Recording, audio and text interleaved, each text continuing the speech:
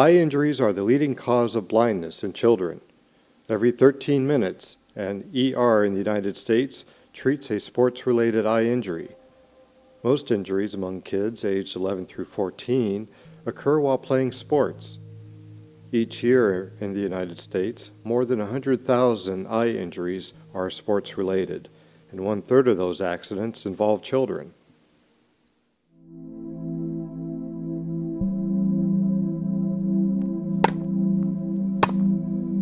Because I myself was hit by a tennis ball in my left eye, and now I have lost the majority of the vision in the eye. Because where I got hit, the shock went completely around the eye, so it was only the very center of the back of the eye that was immediately affected.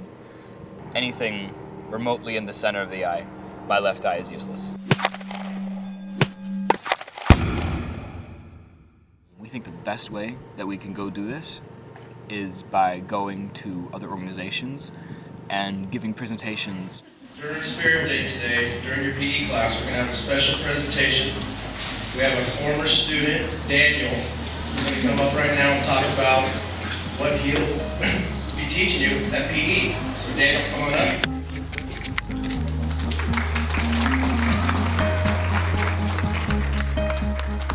Good morning, everybody.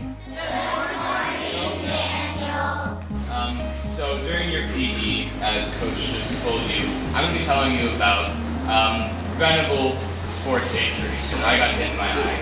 And now I know better. And I want to make sure you guys know better now, so that you don't get hit in your eye. And I graduated from here, class of 2011, and I'm a junior in high school now, and I've been learning a lot. So I want to help you guys learn too. During your PE, I'll talk to you for maybe 5-10 minutes about what you could do to try to save your eyes. And that's that, yeah. All right. I think the service that Daniel's providing to elementary school children is really amazing. I never thought about teaching this to children, to protect their eyes while playing sports. It's just not anything that even went through my head. So that Daniel is bringing that here to the school, I can't even tell you how grateful I am for that.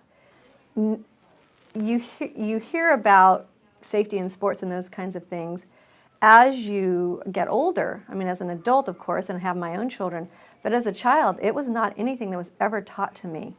And I think Daniel, having gone through what he has gone through, which is traumatic for someone so young, and taking that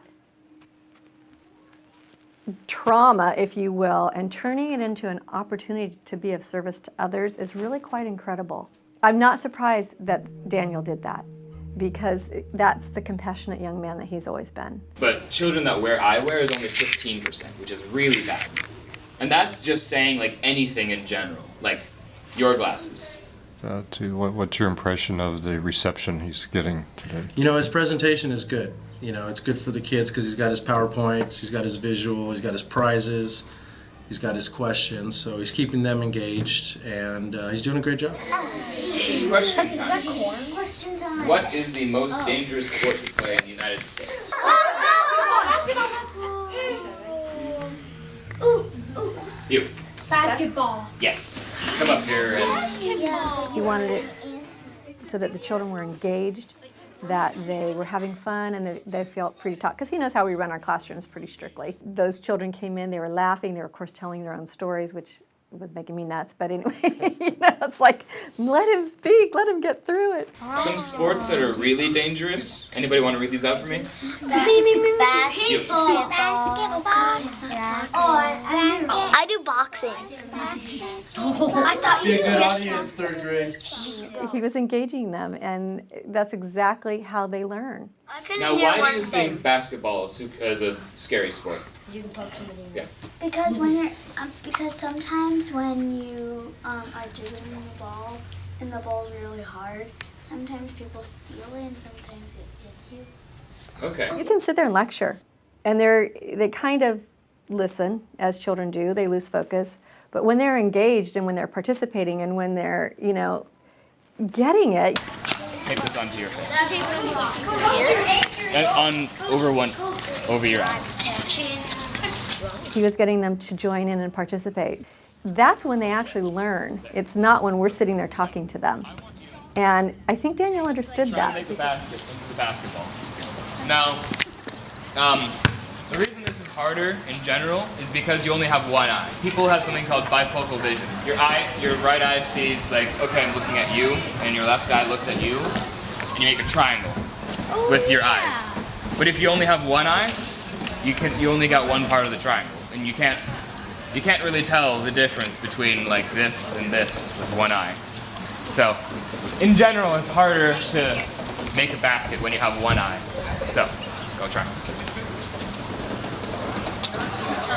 Today we had a guest speaker, Professor Don Minkler, Professor Emeritus at USC, who basically gave us a breakdown of the anatomy of the eye, as well as various forms of trauma for the eye, and great ways on how to prevent this. Any of you ever had one of those? They hurt like crazy. If you look at the sensory cortex in the brain, there's more of it devoted to the eye than any other part of the body. What our mission is pretty much to try to spread awareness to as many young athletes as we can to help prevent future eye damages, so that no more people have to deal with what I went through in my life.